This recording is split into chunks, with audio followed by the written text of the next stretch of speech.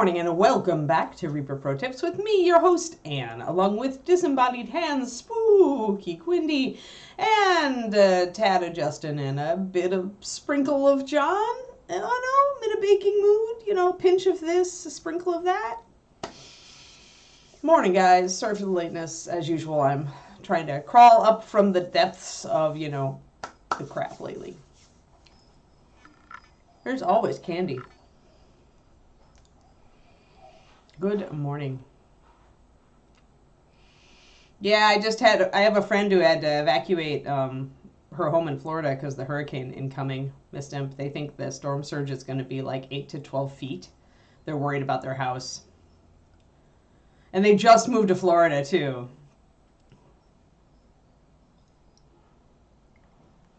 Well, yeah, it is Terabad. Of course it is. This like cheap USA, like, you know, like Halloween candy. Although I'll fight you on the Tootsie Rolls, the fruit-flavored Tootsie Rolls, especially the vanilla ones. Sorry, I have a soft spot. Actually, Tootsie Rolls in general, I'm sorry.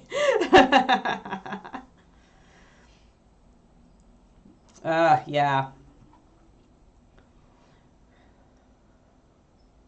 Yeah, 18 feet. That's crazy talk.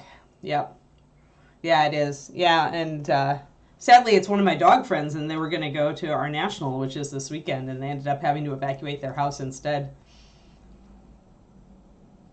Yeah, I'll take the Tootsie Rolls. I do have a horrible, like, sweet spot for those, like, literally. See what I did there? Yeah, strawberry bonbons. I like those enough that I actually ordered some of those to have on hand throughout the year, Agent Marvel. Since I've cut my carbs down, but a piece of hard candy isn't too bad, so it's like, if I want a sweet thing. So yeah, I actually have a bag of those in the other room. Yeah, exactly. That's a crazy storm. Like, I feel super bad for her and her husband, but at least they decided to evacuate. Like, they weren't one of those let's stay with our house people. I'm like, man. They own Kiki's brother. Kiki's brother Banyan. So Banyan had to evacuate also with them. So they have 2 adult dogs and a puppy, and they had to evacuate. Yeah, we do make a limited amount. Pretty much they make enough to fill up like all of the storage space we might have. And then once we run out, we run out, because it takes a lot of labor to put those bags together. You'd be surprised. So yeah, there's definitely an expiration on when we do those. Where are those? Oh yeah, there. I wanted to play around with the super washes a little bit more today. I wanted to do some wet blending with them now that I've got a base coat down. And I'm going to grab the black this time. Where's the black? There's the black. Black, the green, the blue. We're going to try to take this teal down darker.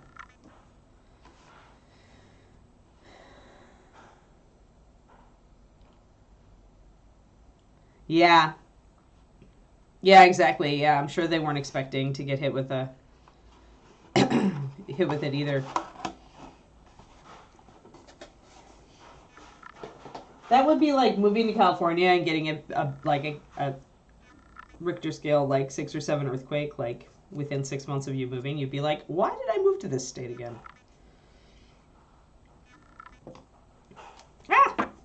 Oh man. It's going to be one of those days, guys. 1 second. I just rolled the paint all the way to the back of my desk. Because, you know, it's what you do. Yeah.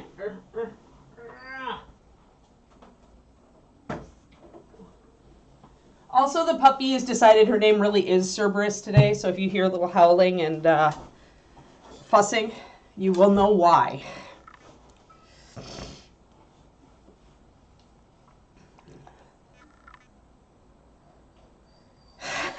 Everybody asks that. Fabled Beast, I have a 6 model rotation. We haven't touched it. Like, it's 5 days between working on it. On this stream, I never just work on 1 model. I always have 6 models, and I work through all of them in turn. So that means that even if you're gone a whole week, you haven't missed a single day, probably. Because of that 6 model rotation means that it goes a work week, and then a little bit. So we have not, we're at this stage on that model. Everybody is asking about this one, but I will reiterate for everybody who has been watching, we won't come back around to this guy until, what is today, Wednesday? Friday. We will be back around to this guy on Friday. But yeah, and it goes, since it's a 6 model progress, that means that the next one will be like the following, like a whole week, and then Monday, and then Tuesday, and then Wednesday. But yeah, you could miss this show for an entire month, and you still would see me working on models that you saw me working on a month previous. The only exception is like simpler models or models that I'm like close to the end on already, and then you're probably missing out seeing the end of those.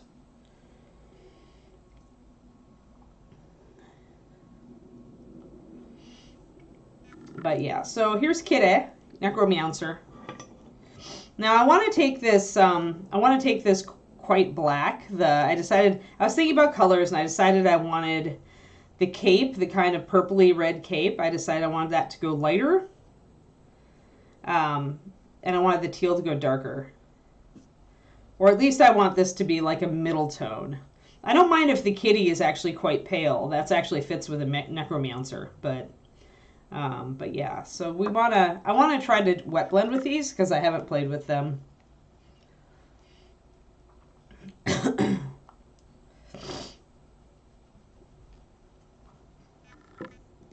Remember, that skin tone is very easy to mix. That skin tone we were doing, that you guys like. That's why I do like dark skin tones on this show every once in a while. They're not as hard to work with as you think if you start with some of the foundational Reaper stuff. So I'm going to do, I think I did 1 blue to 3 green on this.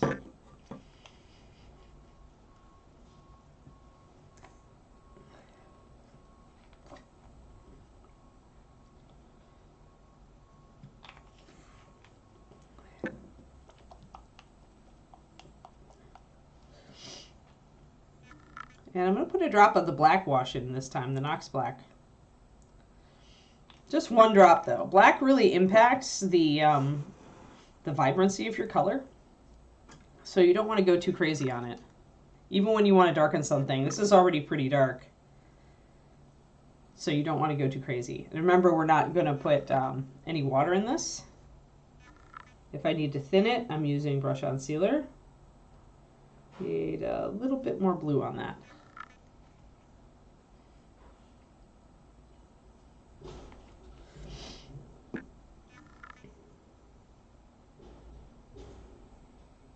So the black has created kind of a muted, muddy tone, has added that, so that that's not like totally awesome. I was hoping that I could get a little bit less of that, but I'm going to actually put a drop of brush on sealer into this. I'm going to thin it out a little bit. But it's no longer as vibrant as it was. See that kind of muddy tone to it. That's what black does to your colors. It mutes them out. And I think that I still want a little more blue in there.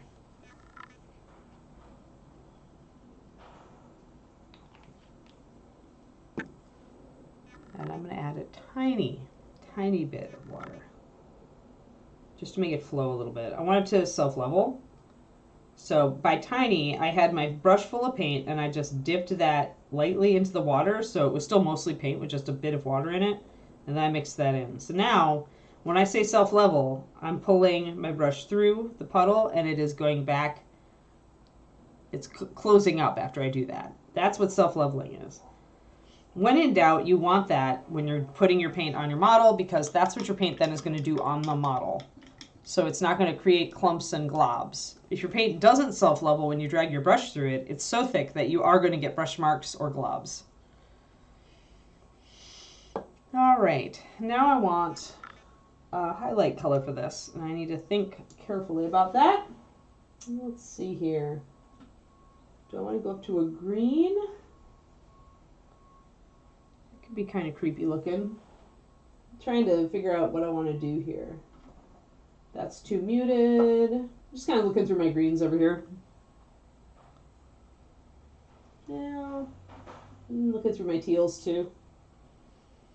Maybe I want to go with, just kind of popping back and forth here. That's too blue. think I might want to go with copper verdigris on this one. And then maybe vampire pallor. So I'm going to go and try to highlight with a bit of our copper verdigris. If I need an off-white, I'm going to go to vampire pallor, which has a green shift to it, similar to the maggot green, which was canceled. It's a decent replacement. Technically, it's a little less yellow, I think, but it's close. I'm going to shake up my verdigris quite well because I don't think I've used it for a while. I'm going, not with a very greenish tone. I originally picked up something like alchemical green, but that would be very green and very warm. And I want this model to be a little colder of the grave, so to speak. And I'm not going to use much of this white, but I want the ability to lighten. That really went. The ability to lighten my colors. Now, really, my point in doing this is to see how the superwashes wet blend.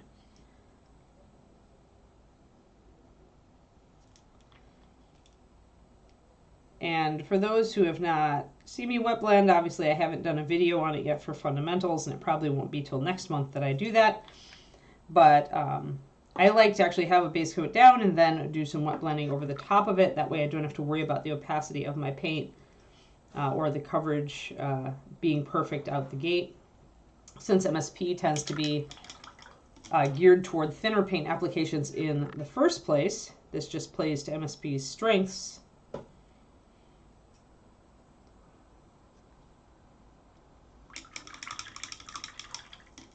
Hey Zambies, how's it going? I'm playing with super washes and hanging out, and I'm going to do a bit of a mix here. Ooh, that's cool. Yeah, and then this. There we go. All right, that's a cool triad. I like that. All right.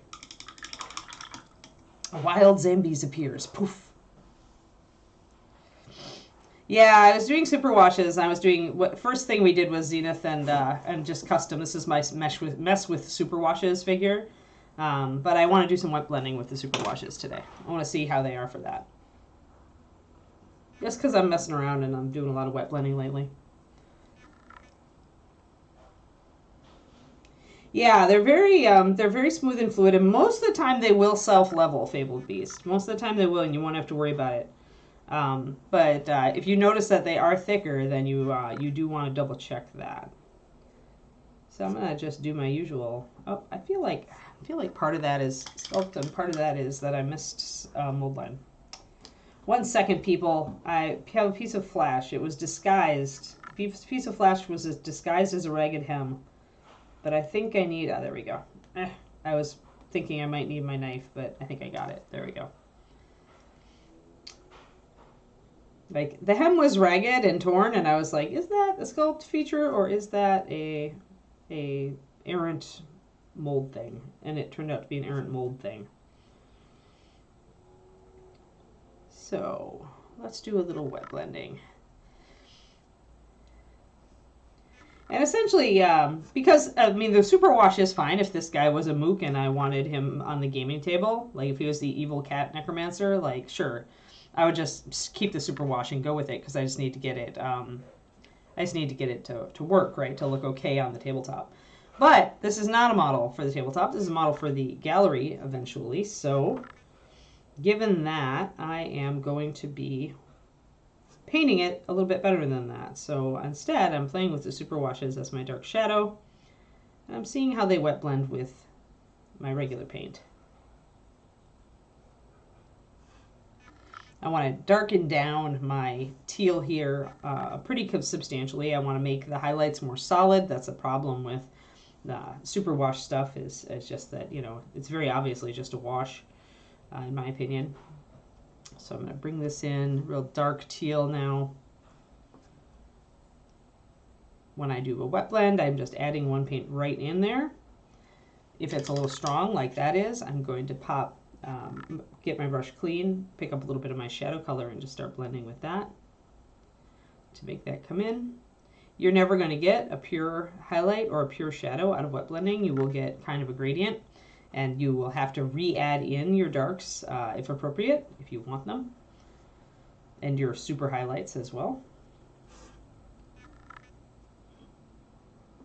You can start with either your light, as I'm doing right up here, or you can start with your dark. Which side I start from will typically be, is the area in the light or is it in the dark? And that's the choice I'll make. Although if it's a neutral call, then I'll almost always start dark and work light into it, because the light is usually a higher opacity, and so it's going to impact the dark a lot more. If I start light, I know I'm going to be kind of stuck light, because the light's going to overwhelm a lot.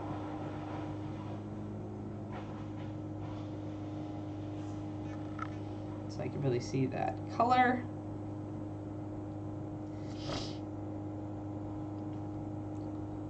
It depends on the model, Fabled Beast. Color's always been my superpower, like from art school, like before art school. I just always was attracted to color as a kid, and I was always like playing with colors. And so I guess I got enough practice in to kind of learn what I liked and learn what I thought looked good. And then when I started teaching miniature painting, is when I realized that there was a real call for, like, we needed people teaching color theory. Which is something that I got an A in college with no effort. So that made me start to break down why colors work together and how, and that informs my process now when I paint. Just because I actually like created a system of sorts, you know, or came to identify a system of sorts. I certainly didn't create it. You know, colors go together for reasons that colors have gone together for since the beginning of people recognizing colors. But often I will start with at least a main color, and if not, I will make myself nail one down. For me, that is always the starting point. The starting point is to identify the one color you really want on the mini. That doesn't necessarily have to be a main cloth color. It could be something as simple as this mini has red hair, and that needs to happen. And then I will work all the other colors from that based around the color wheel. Sometimes I'll just look at a model and know I want to paint it purple and gold, or teal and purple in this case, or whatever. In this case, my choices were more because I wanted to mess with the super washes, and so I had a definite idea of what I wanted to use. And then from there, I'll just essentially work colors out from there. In general, though, it's best, if you're not sure on colors, to stick to 2 vibrant colors, and that's it. Like 2 main colors. And then if you feel confident, you can add a third, or if you're working with, say, a triad, say you're doing a red and gold, then you know pretty sure that you can add in some blue, because red, yellow, blue is a primary triad. So I almost always work. You can easily look at the color wheel and see what I do, like see why I do what I do. So in this case, if you look at it, I'm using a blue, green, and a red, violet, even though they're muted, because I want a Necromancer not to be bright colored. So if we look at this, we have blue-green at one point of the triangle here, and look, red-violet is another point of the triangle. So now if I just go down to here, what I find is that a yellow-orange is another point of the triangle. So what that tells me is if I go with a muted yellow-orange for my like metals, because he does have a little bits of metal here and there, or I make his eyes that color, then I'm solid on that, like, because it's a triad that's able to be recognized. So color wheel for the win. Once you learn that if you just like pay attention to these or the tetrads, or you can use the rectangle, those colors will always work together well. And over time, you just get an understanding of it. And people will kind of chafe at this because they say it's very predictable, and it certainly is, but once you know it is when you can start playing with it and maybe pushing your colors a little bit different with success. But just like any other, I mean, the old saw about, you know the rules in order to break them is just as true, absolutely true, I should say, since it first came from painting. But every art form is like this. Learn the rules, then break them, because you're going to understand better where the stress points are when you're breaking them. So for me, I like a color scheme that is in general predictable, and if I want to make it more interesting, I'm more likely to layer interesting colors into the shadows or the highlights than I am to mess around a lot with the base color scheme. Yeah, I mean, it's what do you want? Like, I mean, nobody's going to complain. There are lots of beautiful models and paintings out there done in basic red, yellow, blue, or green, blue, purple schemes that look fantastic. I mean, Just because it's predictable doesn't mean you can't add your own spin to it. Because there are many, many different versions of red, and there are many, many different versions of, you know, gold and aqua and green and purple. So the colors that you actually choose, like this is a very muted blue-green. I wanted it to be a bit muddy. I wanted it to be a little bit dark. And actually I need to bring in more dark up here because I want it to read as dark, and I've got too much light up here on the leg. Actually, I'll use the superwash as a glaze. Superwashes make great glazes, as we determined last time. You just pop a little bit of the superwash over, throw some water on it.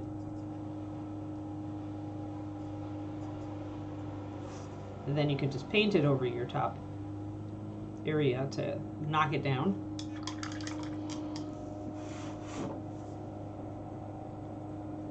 I'm unlikely to paint axolotl people, maybe. I don't know. Or otter folk.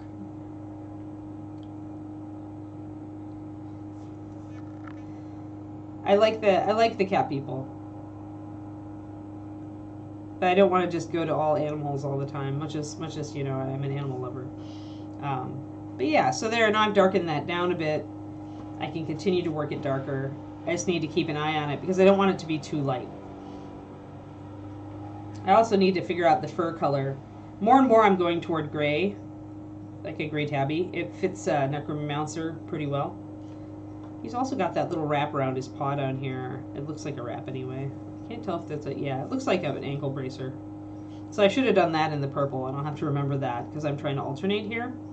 I'm probably going to go black with the cloth here, just for contrast at that point. Yeah.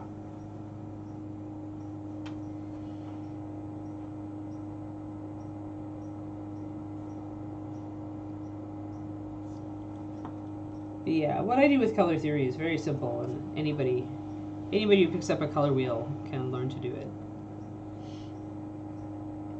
I just tend to like a little more saturation in my colors, so things tend to pop a bit more. I like rich color schemes. I like luscious colors. But every once in a while, I can enjoy a muted scheme too, so we're actually working with muted here and over here. So two very muted color schemes we're working on lately. Two very different models. Ghostwalker Girl will be back too tomorrow.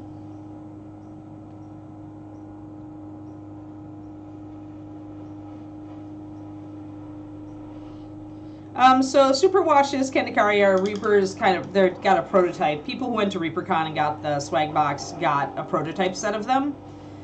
They're pretty much kind of our Reaper's thing for like substitution for contrast paint. I think they make great glazes. They probably would go great through an airbrush. I worked them yesterday, or sorry, I worked them last time we did this figure. So they do work like contrast paint. We did Zenith underneath it, and then we just put the super wash over the top, and it makes a decent enough result for just the gaming table. I'm now playing with them more as shaders, just because I don't really paint for gaming. I paint for display. So for me, to get value out of them, I want to see what else they can do. I do like them better than the contrast paint, I'll tell you this, because the finish is far better. I really don't like the finish on some of the contrast paints. They're more glossy. That annoys me. And I don't want to always be adding anti-shine additive to, you know, paint. So for me, I prefer these. I'm unlikely to use them, however, in the way that they're intended to be used. So take that with a grain of salt there. But yeah, I do like that these dry matte.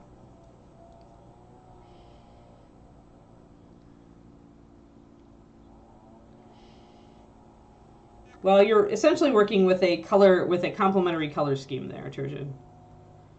Blues and browns, since browns are just muted oranges, blue and brown is just a basic complementary color scheme. You try some purple and gold sometime. Purple and gold, I tell you. That's where my rut happens, but it's a good combo. Or try some red and gold. Red and gold is nice. Red and dark blue, that's another nice one. All right, so let's bring this. This is pretty good right here. I want to get these sleeves blended in.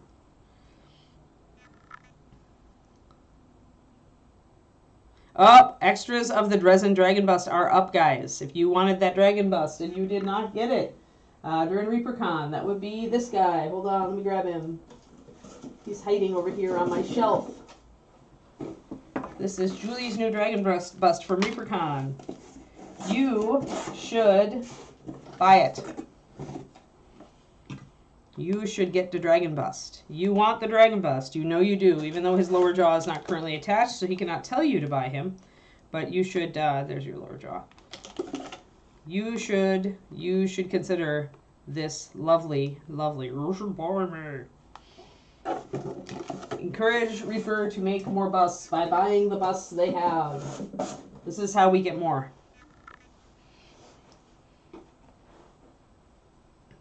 And he's a pretty sleek dragon. And I think he looks pretty good, like evil, but you could paint him whatever. He'd make a good forest dragon too, because of the texture of the scales.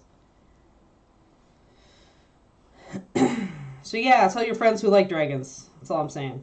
That if they want a dragon bust sculpted by our very own Julie, they should go and get it. Get it! Alright, so let's get this sleeve going on. I tend to like a little bit of a highlight, just picking up this bottom edge.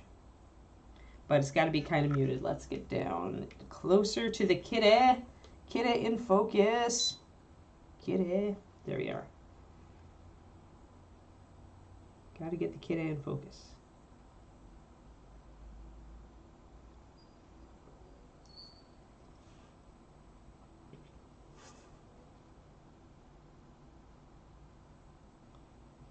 Alrighty. And just a little bit of highlight here. Yeah, I've got a squeaky Kiki in the background. See if you guys hear the squeaky puppy. It's just squeaky fussy puppy wants to be with mama getting attention. Squeaky fussy puppy is not allowed to be in here though. Squeaky fussy puppy was very bitey this morning and got my ire. Sadly, when squeaky fussy puppy like really gets mama upset, she just gets more excited because mama is excited. Even though mama is excited in a negative way. She's a challenge. Like any of my other dogs, the only other dog I've had like this actually is Thorn, my super high energy, high drive, reactive dog. She is not reactive at all, but she's got that irrepressible thing where nothing you do is going to get her down. And the only way to calm her down is to get super calm yourself, which is very hard when she's just drawn blood from your ankle. So yeah, she's a challenge pup, I'd say. Definitely a challenging pup for me. She's better with David because he tends to be more even-keeled because he's got thicker skin than me. So she very seldom draws blood on him. But she does it on me, that's for sure. I'm just really thin-skinned.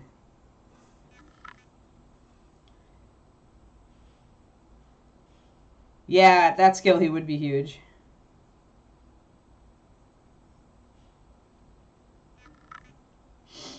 So we're just bringing up a little bit of solid color here, here, here. Just more, and it just gives us a more solid effect than, I always think you can kind of tell a wash, you know. Like you can, after you do the contrast paint thing, if you want, you can just go through and do a couple of quick highlights and it'll actually help your model look more solid and actually painted. It really depends though on how important the NPC or monster that you're painting is, right? How much time you want to put into it. So the super washes can be a good start with just a quick highlight attached to them.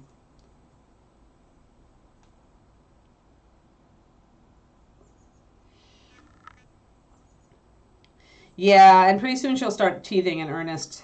She's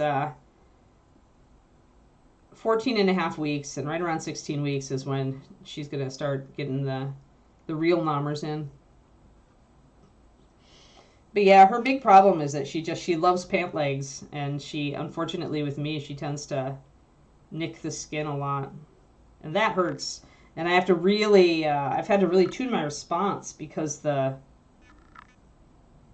you know, if I inadvertently yip or create a startled sound, she thinks it's playtime, and then it gets worse. It's very, very difficult. Very, very difficult. Like, the only thing that I can really do is freeze and make it completely non-fun. But that's very hard when they're sinking their teeth into you. Like, at that point, I need to just... and the problem is that she's usually doing it when I'm far away from anywhere I can escape to. You know, to just remove the source of fun. I actually thought about it, and I think what I'm gonna do. I have a pair of Doc Martens. I think it's time to just whip out the Doc Martens and just say, "Have that, puppy. Screw you. You can't bite through these." And then I could just ignore her. Like, she won't be able to do a thing, and it'll stop being fun. It's hard even to distract her sometimes. You try to redirect with a toy, but she's convinced that mom is more fun than a toy. And she's right for the most part. Eventually, her little puppy head will start getting adult brain cells in it, and she'll realize that, she shouldn't do it. She'll get the whole no, don't do that kind of thing. But with a tiny little puppy brain, she's not there yet.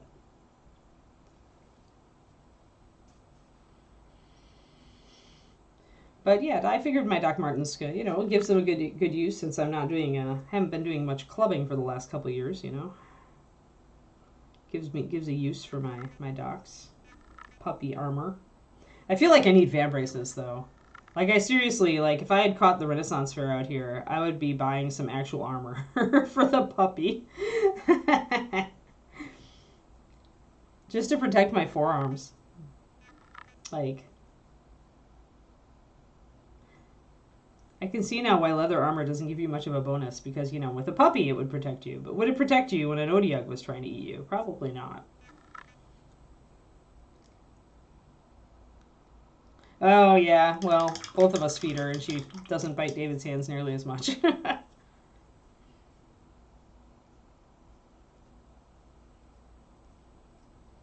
I'm a little bit better this morning, I'd say. Feeling a little dicey on the stomach, but I'm trying to balance the diet. Now it's good enough that I can start returning to my usual diet, and I'm just trying to balance it. See what I can return to eating, see what I can't return to eating, stuff like that. See if I've lost the ability to eat anything I used to eat. That's always the danger with IBS and Crohn's and stuff like that.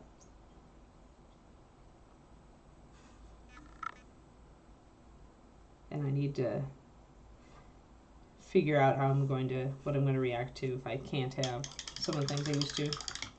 There we go. So we've got some dark going on. I need more shadows in these creases. Still not as dark as I'd hoped, but also I need to, kind of look at everything else on the model. Like, right now we've only got black and white. When you have this black and white sketch on here, you are not going to have a good ability to judge how light or dark any other color is. Only after you've blocked everything in with the colors that you're intending to use will you be able to really make a good judgment call as to whether X or Y is dark or light and where you want to take it. Yeah, Anne's Guide to Punk Rock Puppy Raising. That's right. Yeah. Alrighty, I think I want, what was our purple that we used? I think I was using the Mythos Magenta, yeah.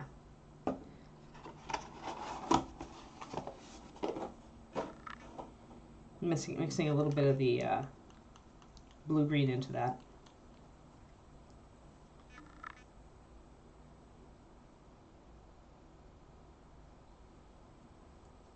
Yeah, she won't stop. So, the only thing that will make Kiki stop biting is to make yourself a statue for as long as it takes.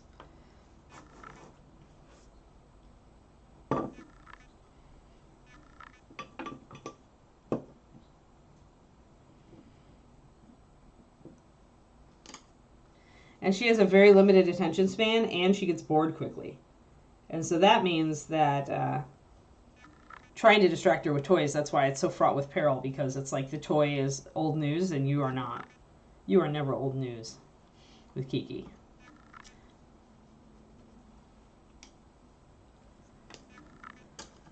And it would be a lot, honestly, it would be a lot easier if I was feeling better, It really would.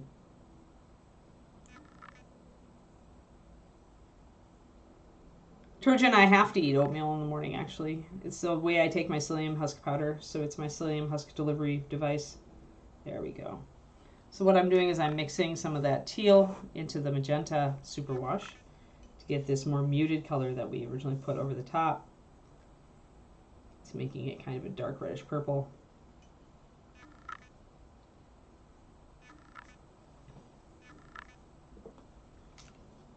And I am going to put a drop of that in there. And I'm going to put, I think I'm going to keep, I need it to be a little more muted. Well, that might be enough. We'll see. I also need to fade out some of this stuff and get it dirtier. We'll see how that purple works. Yeah, I always ate oatmeal as a kid, but it's if you have to take like psyllium husk and you the pills never work as well for me as the actual raw husk, so I mix that into the oatmeal after I cook it, and it pretty much disguises the psyllium husk perfectly. So all right, let's get some black in on here. I think I want dragon black, and I'm going to be doing the loincloth in that, and then I'm going to probably reach for a gray to get the fur sketched in.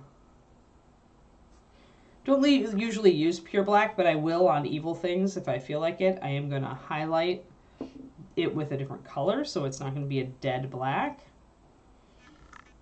I always do that, and I recommend doing it whenever you're working with black. Although dragon black has a bit of blue in it. It's a bit of a cold black. So technically, if you add white to it, you will not get a perfectly dead black. That would be pure black.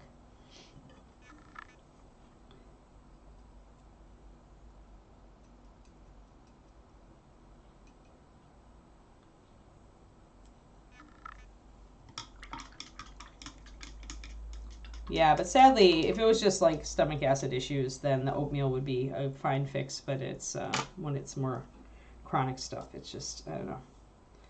My stuff is odd, and it's just like I'm trying to figure out what I can do.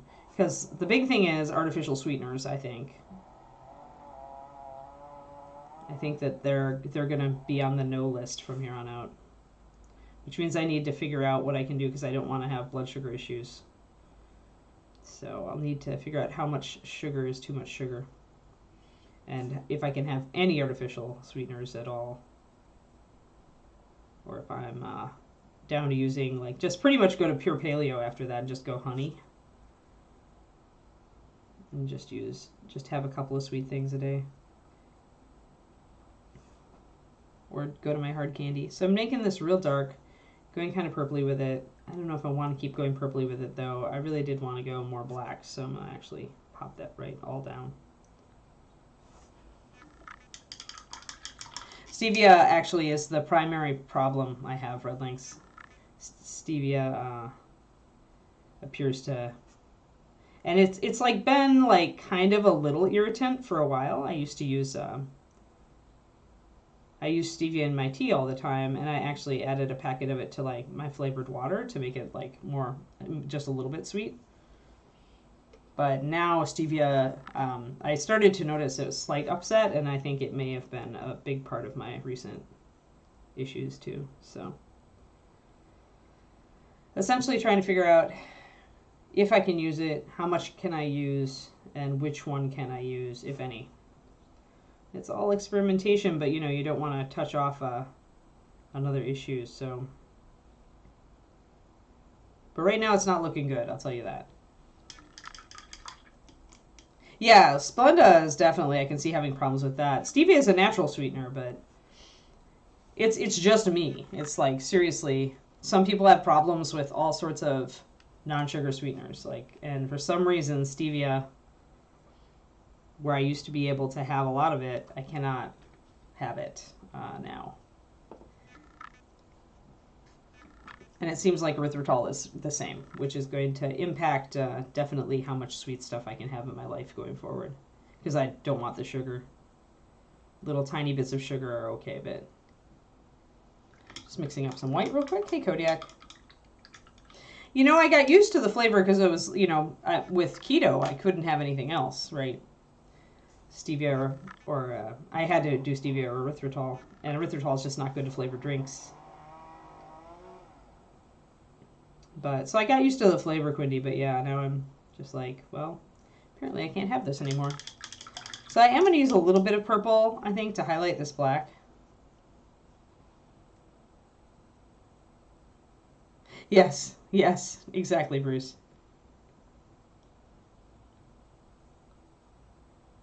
I use erythritol for baking instead here. I would. I don't like the taste of stevia in baked goods because I use, especially with chocolate, stevia tends to produce an off taste with chocolate things, I find. But yeah, it's not an alternative for me if my gut has stopped tolerating it. So. All right, so that's more like what I was looking at, more of a black with just a bit of a hint of purple there. And I might just go do this treatment to all of his cape. It's going to take him significantly darker, which I want for, you know, a necro. So I just want to make sure that I can see a little bit of highlight in there. And there's also a bit of cloth bits up here.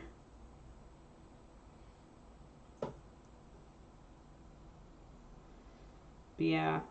It's the sad thing about gastro stuff is like when you have a big episode, sometimes you don't ever get back to where you were. You have to adapt your diet. So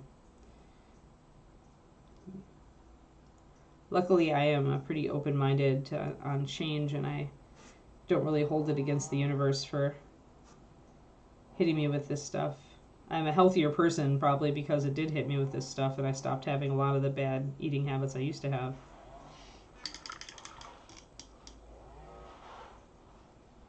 Yeah, maybe.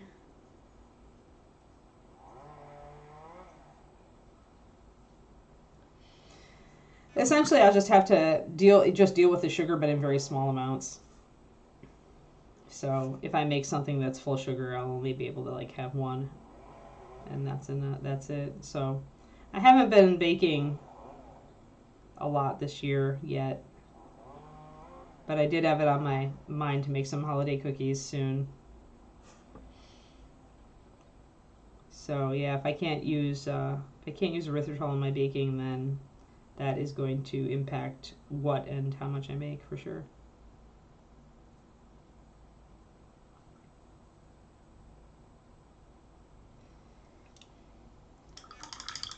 All right, so there we go. So we've got that coming. I actually do love seaweed salad, and I already have, you know, I had to stop that though because it did have sugar in it, I realized. I'd have to go out and get the seaweed and make my own. But even now, maybe I have to have, maybe sugar is all I can have anymore. I don't know. I don't know.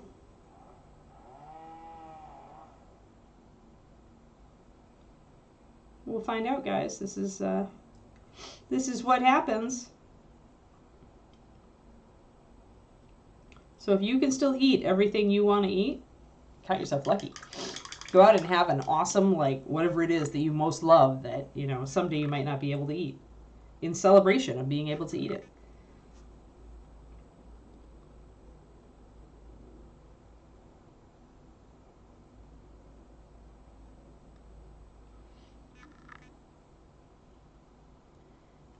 I don't have any buzzing. Here, let's do this. How about that? Are we buzzing still?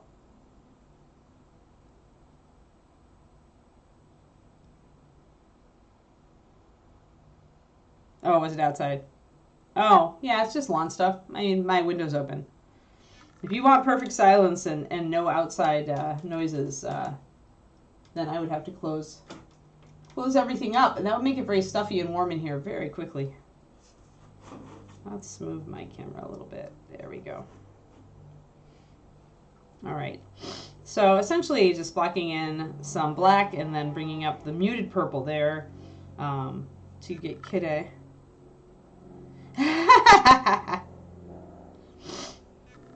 Yeah, assume it's just lawn noises and stuff. I mean, that's the, I live in a residential neighborhood, so. All right, so now I'm going to darken down. I've decided kind of that I want to do this kind of thing up here too. So I'm going to black in some of these areas that were purple before. kind of double down on the darks so that I can make him a spookier kitty. That way I can leave the turquoise kind of the way it is, which I like, and I can just bring the purple down. I was originally going to do the opposite, but the way the turquoise worked out, I actually like the appearance of it, so I really don't want to change it.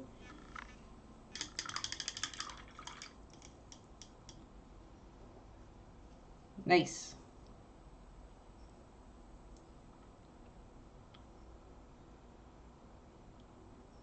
Yes, it's true, Thormel. Yeah, I don't hold it against myself. Like, my surgeon who helped me with my diet in the beginning when I started having issues was always like, just concentrate on the things that you love that you can still eat. Don't stop and think about all the crap you can't eat that, you know, like it doesn't help, right? So pretty much take joy in the things you can eat. But yeah, I think it's going to be like me trashing all artificial sweeteners and then just dropping a lot of my sugar intake, which honestly should help me lose weight. Sadly, sad but true. Just keep a little bit of sweet things around so that my eternal sweet tooth can have something every once in a while.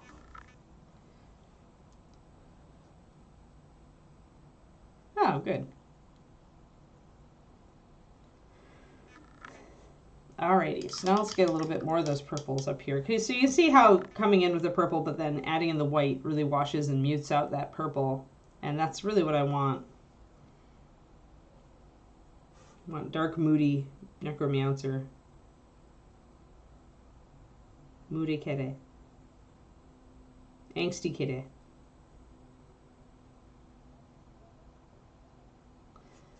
Get those a little bit more so. Yeah, I'm not going to drop sugar completely. I'm going to have to really dial it back and learn to kind of tune my sweet tooth so that it's happy with just a slightly sweet thing instead of a really sweet thing. And like, yeah, exactly. I'm honestly, guys, with all the gastro crap, with all of my gut problems since I brought the puppy home and then the gastro crap over the weekend, I am down almost 10 pounds. I wasn't planning to lose 10 pounds for my wedding, but it turns out I'm gonna. Unfortunately, it was unplanned and unintentional. Oh, and Quindy, I'll get with you on that. I'm going to take a couple of days off after the wedding, and I'll probably take the Friday off beforehand, too. Because we're going to both have, David and I both have family and friends in town, so. Going to need to be with the fam, doing things with the fam for the great celebration. And the wedding is the 16th of October.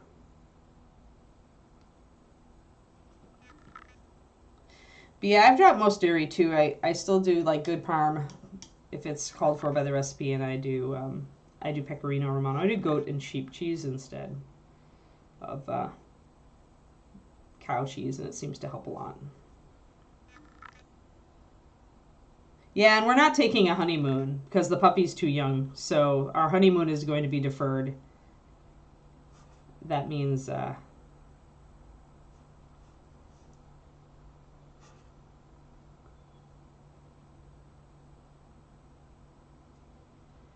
means I can take a couple days off.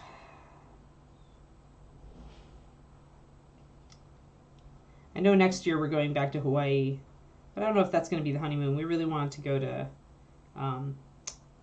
Italy and France, so we'll definitely need to have a good a puppy solution before we do that.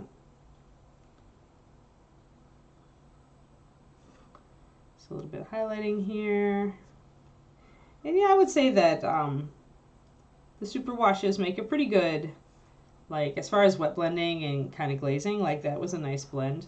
So yeah, these are pretty good, like saturated blenders, like especially as I mentioned with the finish and the fact that I already like to work my wet blending a little bit thinner. Oh, I can't take pizza because tomatoes trigger my Crohn's. And I was trying, and I'm mostly gluten-free, although lately I've had to resort to white bread when I was really, really upset tummy. but that's an exception. But yeah, it's mostly tomatoes that keep me, and the calories.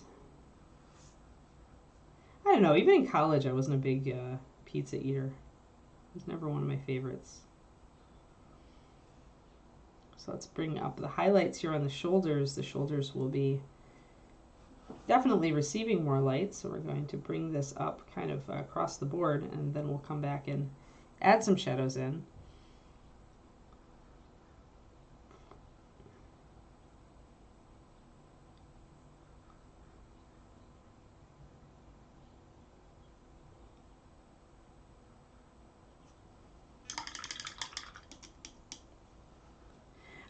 I actually, Thoramel, if you, I actually directly compared them when I did this originally. So if you go back and watch the kitty stream from before, I talk about it, but I would say these are more wash-like, and I like the finish a lot better than contrast paints. These are a little, I would say they're a little bit thinner. But remember, this isn't the last this isn't the final formulation. Last I heard, this is just a beta. It's an experimental. They are still getting feedback to make changes if Hey there, Miniatures Den. Wow, that is a fat raid. How did you get that many people watching you paint, man? Are you guys all bored today?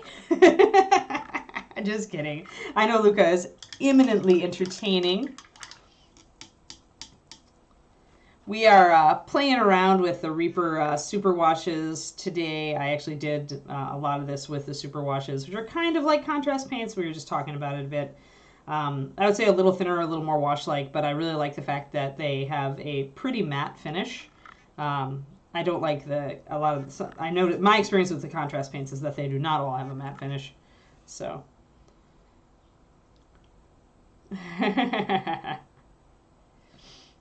Shout out failed. Oh my gosh. Shout out does not want to acknowledge Luca. What is the problem here? So yeah, so right now what I'm doing is I'm working with some wet blending. Since I did the super washes on the kitty, but I didn't, it still looks like a wash and I wanted it to look better. It would have been better if it was a gaming model, sure, but this has to eventually go in the Reaper gallery, so I essentially need to do a little bit more to it. So I decided, since I do a lot of wet blending with very thin paints over a base coat, that I would just do a bunch of wet blend over the top of my super wash to bring up more directed highlights and stuff like that. And this is a Catfolk Mage. It's a metal model, actually. It's from the original Dark Heaven line. And it's going to be painted as a Necromancer. So yeah, so he's evil, or he's at least ambiguous. What would you call cats? Benevolently malevolent? Malevolent? I don't know. Depends on if you have the right food. Twitch is slightly on fire at the moment. Oh, great. As long as it doesn't kick us offline. So anyway, when you're doing highlighting, think about doing a generalized highlight and not worrying too much about your shadows. You want the entire area to be lighter, including shadows, so don't leave your shadows to be just as dark necessarily if the area is facing upward and the light is coming from that direction. Yes, Necromancer. Yes, the Necromancer is completely innocent. He would like you to know that. I do think I want to give him a skeletal kitty from Darksword, because I don't think Reaper has a skeletal cat familiar. Am I incorrect on that? You guys who are all into cats, like, does Reaper make a skeletal cat familiar yet?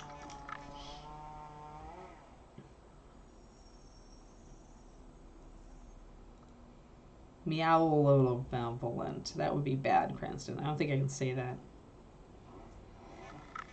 Windy try harder. Oh, mean. Mean. Crowley hamster. Gosh. Such a meanie. I thought we were better than that. Taunting the poor Quindy. When she's already having Twitch taunt her. You're like loading extra taunts on. Merciless hamsters. And don't trust them. Hamster of no mercy. La belle hamster sans merci.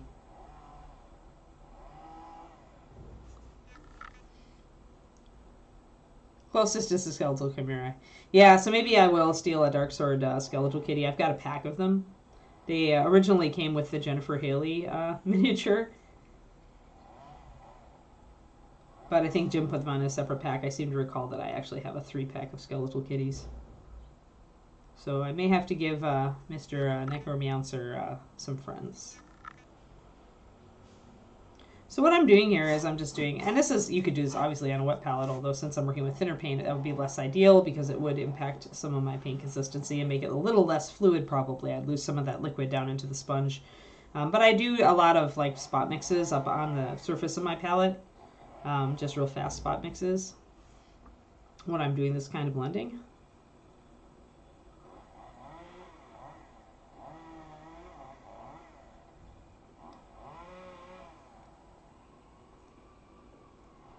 And I'm just trying to kind of keep an eye on how the light's falling, what's going to stick out, what's going to catch the light, where do I need to add more shadows. Just apologies for any yard noises or sirens in the background, apparently. Either somebody is on fire or somebody has done a naughty thing, but I think somebody's on fire. Sounds like a fire truck to me.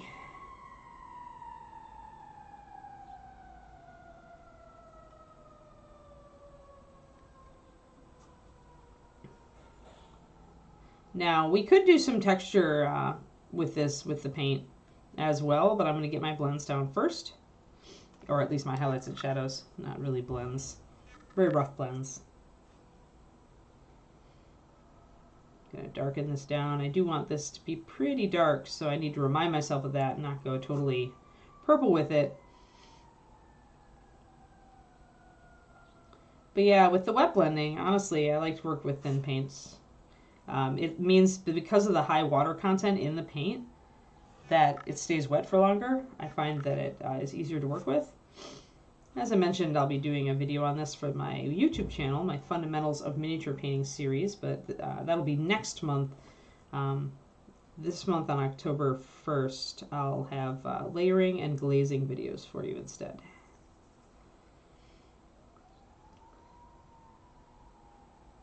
Also, never be afraid to just go and block in darks if you're like, no, this all needs to be dark because shadows.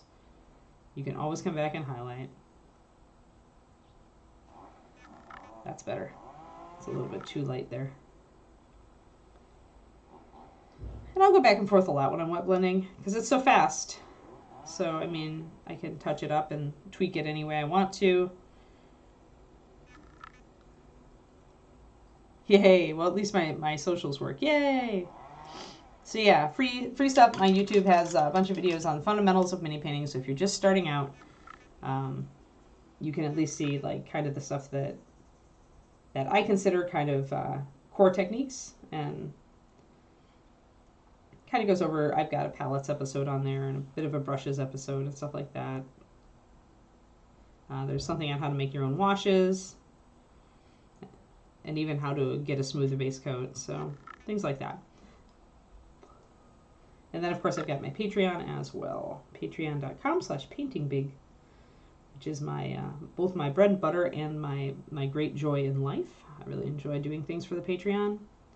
It's been a lot of fun, and it's got a ton of value on it right now because I've been doing it for over, gosh, almost over 3 years? Golly, it's been a long time. How about that? Yeah, over 3 years.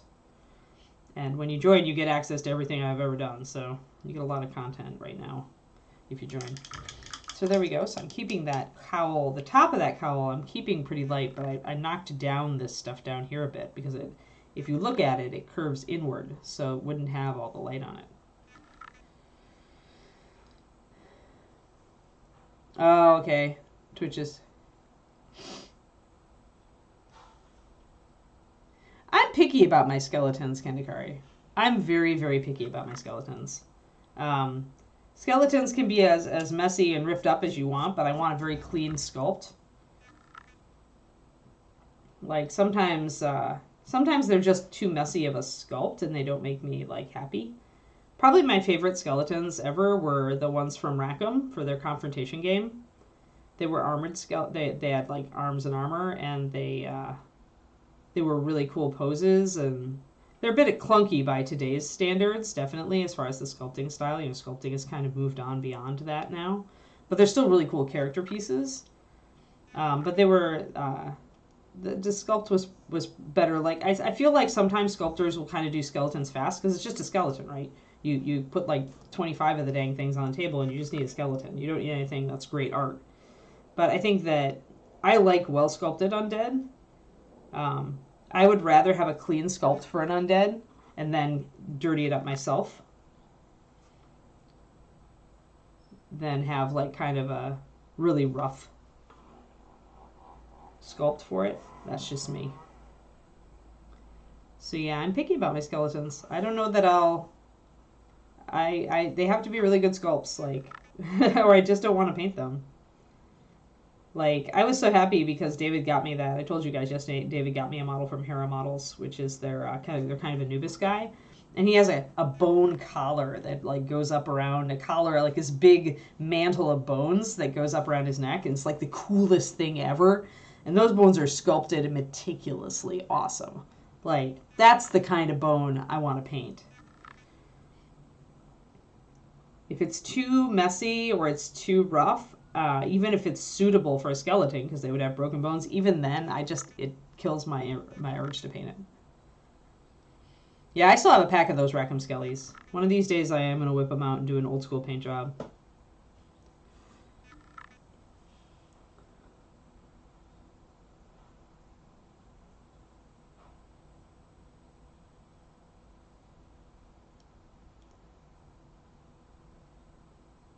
I just think, I mean, okay. Let's face it, guys. Like, the paint industry is like any other industry. There are fads and there are fashions. When Games Workshop brought up contrast paint, it was a brilliant move. It was exactly, it fit their market, it fit their customer base, and no one else had figured out, no one else had done that. Nobody else had like, thought even that there was a market for that sort of thing. They should have, but they didn't. So GW got the jump, and then because contrast paints pretty much, you know, for a lot of painters, really helped kind of improve, like revolutionize their army painting and stuff. Other companies then were like, oh, there's money to be made, and they jumped on the bus. Everybody's going to jump on the bus. I will most come out of this respecting the companies that don't just ape contrast paints, but that try to do kind of their own take on it to improve on the basic idea. But yeah, I mean, that's why you see like things come and go. Like there's just a particular thing, somebody like comes up with a gimmick or some sort of thing that people are like, ooh, that's the shiny this month, you know. Everybody will do a little bit of the shiny because everybody wants, you know, it's hard to make money on paint. Paint does not have a big margin. So it is what it is. So I'm very cautious when something like this comes out. It took me a couple of years. I mean, what contrast paints have been out for a couple of years right now? More than a couple of years, actually. I remember testing them when I was still in Texas. And I held off buying them for like, I think, over 2 years for sure. Yeah, exactly, Cardicco. But I'm very cautious on this sort of thing, and I'll always kind of read reviews or get just a couple bottles and test them before I go whole hog. And I suggest that all of you think about doing that. You just never know. Like, it's so easy to waste money in this hobby. And it's cool if you want to support the company that's putting out the product. Like, that's totally valid.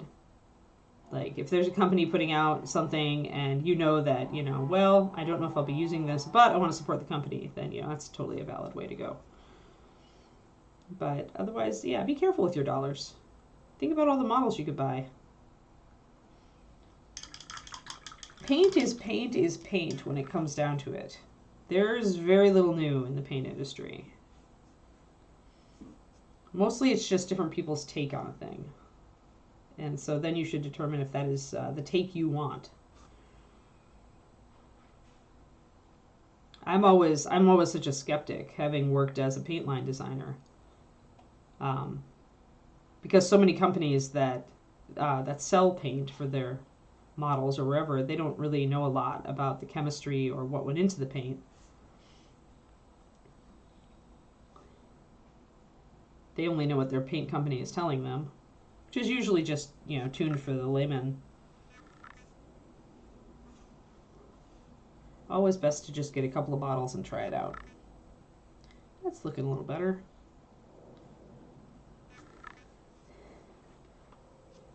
But yeah, everybody would love you to think that their thing is the next new thing, or the next great iteration on this other thing that's popular.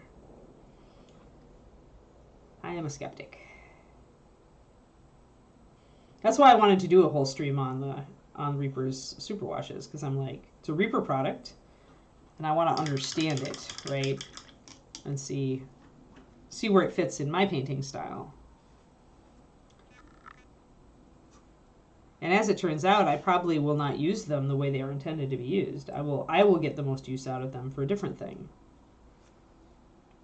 And I know a lot of people like contrast paints, they won't use them for like their quote unquote intended purpose, but they'll glaze with them through an airbrush and get great results. So Sean, I think I'm going Grey Tabby. I wanted, since he's a Necromancer, I wanted to go pretty muted and not really outright evil, but, you know, kind of questionable color. So I don't want to make him like something bright and happy colored. I just had to kind of stop and think about what kind of gray I wanted to use.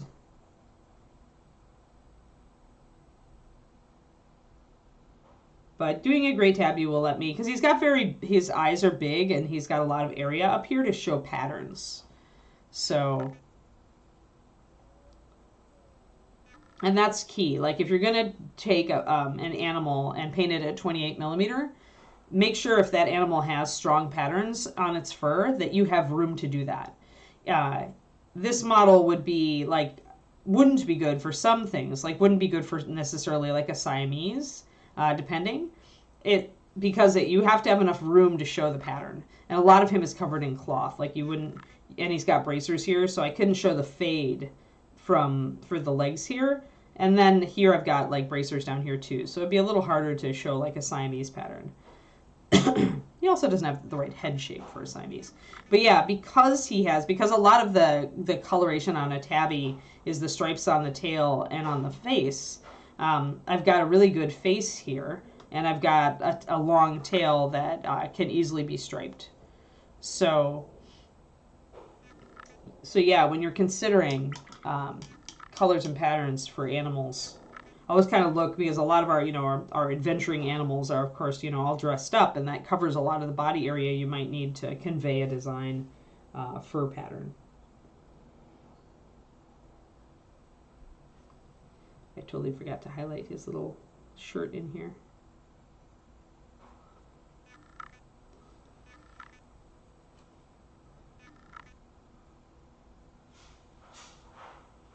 Oh, they hear the puppy mucking around in there. She has a chew, but the chew is only exciting for so long.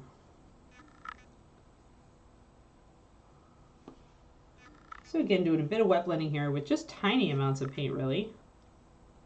Wet blending does not need to be a gigantic endeavor over a large area. If you have a brush with a fine tip and you've got your paint thinned down, you can make tiny little wet blends pretty easily.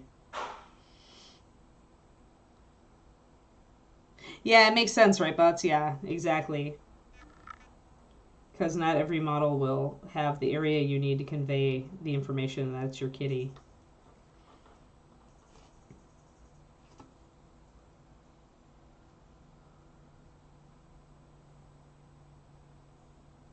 There we go. All right. I like that teal, actually. I'm liking it quite a bit. I still gotta, I'm fighting between like going too purple and not purple enough on some of the cloth back here, though. I definitely am a dark purple here. Well, it's all right. I wanted it more black, but I don't know. It seems to want to go purple. Squeaky puppy, calm down. Squeaky puppy can hear me in here talking. So she is totally in for, hey mom, hey mom, hey mom. I hear the squeaks. Oh, thanks. Sorry, Suleim. I am using... this is really the brush that I use for almost everything and have for years, like literally decades. At least 2 decades of painting. I've been using the Da Vinci Maestro Series 10 size 1. Which should tell you that it's a pretty consistent brand. Because if it had ever betrayed me, I would have switched. I also like Raphael brushes. the 8408 and the 8404. The 8404 is more of a fat brush, and the 8408 is more of a long tapered brush. But those are my two brands that I really like the best.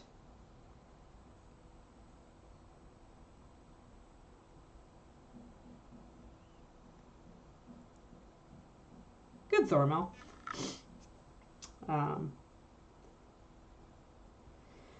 Yeah, I tend to like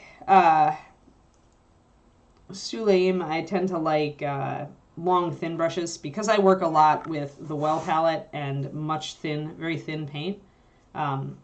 Thinner brush, thinner paint.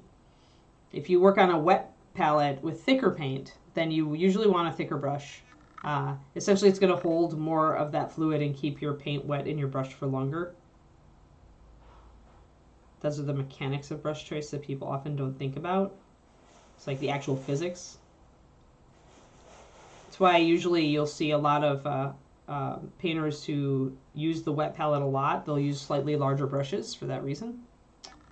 And you don't often see them using tiny brushes. Because when you're using thicker paint on the wet palette without as much fluid in your brush, that means the paint's going to dry faster in the brush. So often people who use a lot of wet palette will find that smaller brushes just don't have the mileage they need. I have a fussy puppy. 1 second. I'm going to see. She probably pushed her chew out of the crate. 1 second. Checking on puppy. Here, look at a kitty. Look at a kitty.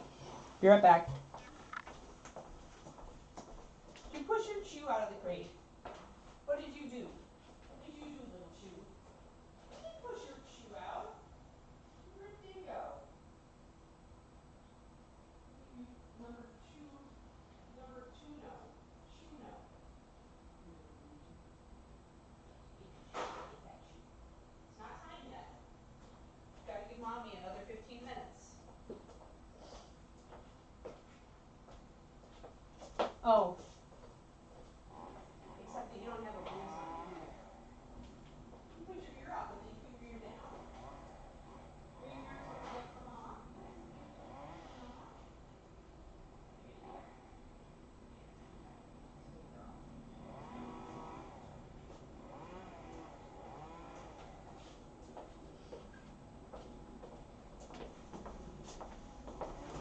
All right, back. Sorry about that.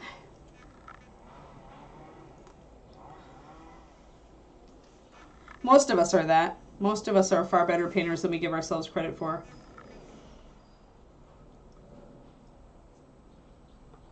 Oh.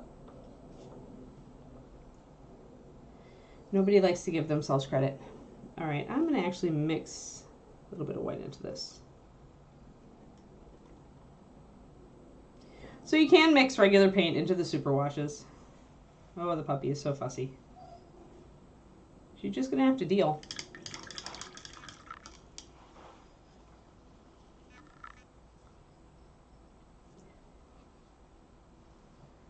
Let me get a little bit thinner paint. So I'm getting, mixed a bit of white into my purple superwash there. Mixing a little bit more water into my black so I can layer it a bit more. And I'm going to mix a little bit of water into my white so it's not quite as strong. Oh, excellent. Yes, if my brush is on sale at dickblick.com, you should go buy it. Yay, sale.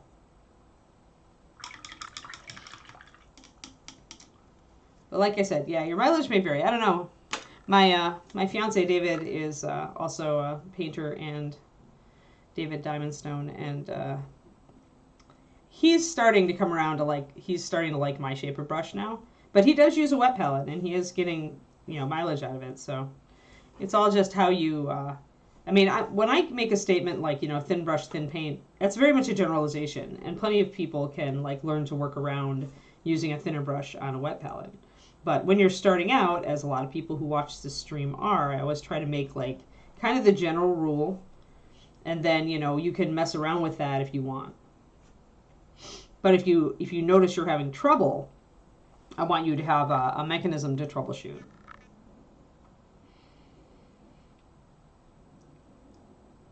Just trying to blend in this a little bit.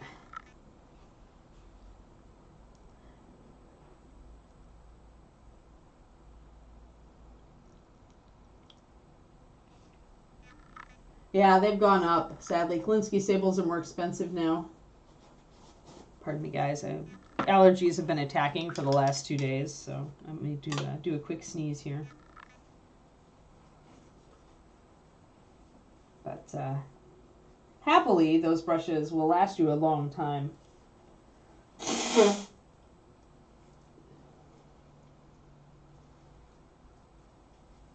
If you don't paint all that much, one of the Klinsky Sables brushes will usually last you years. If you paint over 40 hours a week, it may last you about 6 months to a year, depending on how much you abuse it.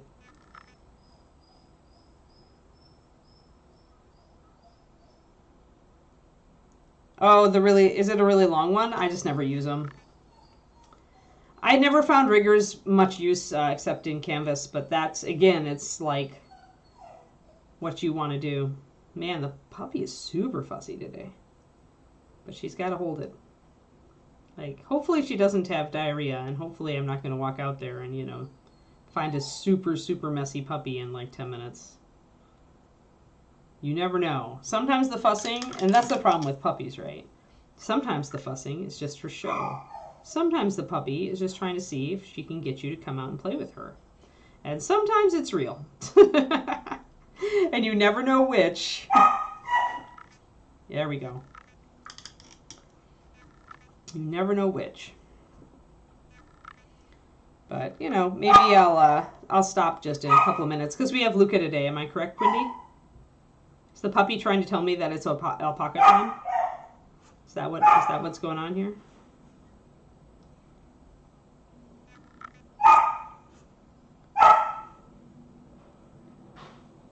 Yes, if Twitch will let him go live. All right.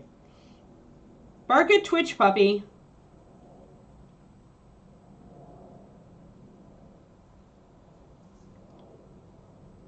And silence. My puppy is not useful. She's just silly.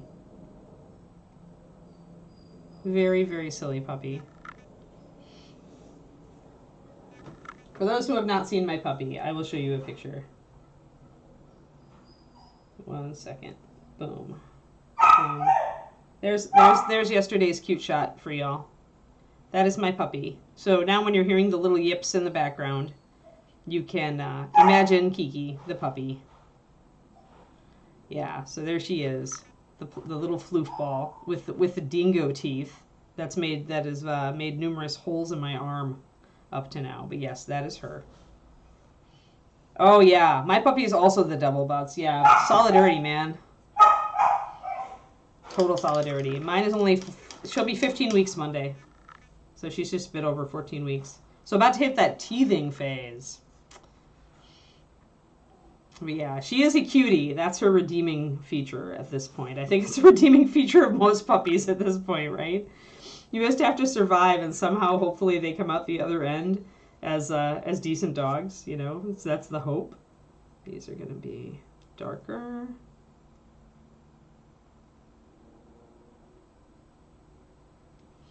There.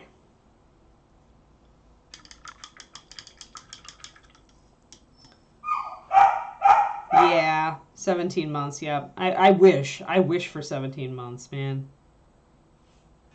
Yeah, she's fussing. She's fussing, Pendrake. She wants to go outside. And she's like, yesterday was a really good day. And that means today is probably a hellish, like, Cerberus day. Where she channels her inner hellhound. And makes my life very, very trying. That's what I'm kind of feeling. Kind of feeling that.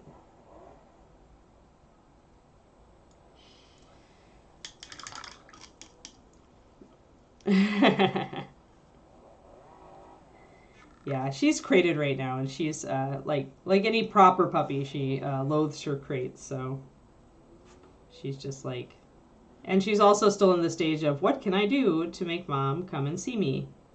So, you know, she's going to try everything she can to get attention because, you know, it might work.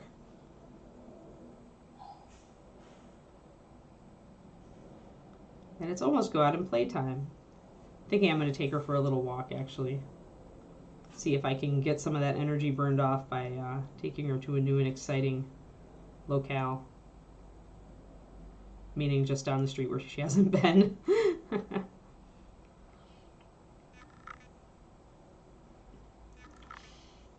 yeah, I'm arming us with a lot of bully sticks and shoes in preparation for the teething. She loves bully sticks, so that'll be good for when her mouth hurts. Although it'll be expensive for us, but oh well. Oh, she's so fussy. All right, so let me know, Quindy, if Luca gets his Twitch on, because I can wrap this up and go and rescue my poor abused puppy who is barking at us. Roger, yeah, I put her crate in the car and she just settles right down. Usually, when I brought her home, I brought her on that epic 1,800-mile road trip, if you recall. We drove from Fargo, North Dakota to here in California. And that made her a car dog. Like she does get car sick, like many puppies do. So we give her a little bit of Dramamine before she goes in her car. But when she has the Dramamine, she's fine. I have a pet barricade for the elements. So when she gets older, I will just put the barricade up and she won't have a crate. She'll just have the middle of the car kind of to herself and be gated off both ends. Oh, okay. All right, we're good to go. Yeah, sorry, I misunderstood you. All right, so let's just call this now. I've got a kind of a...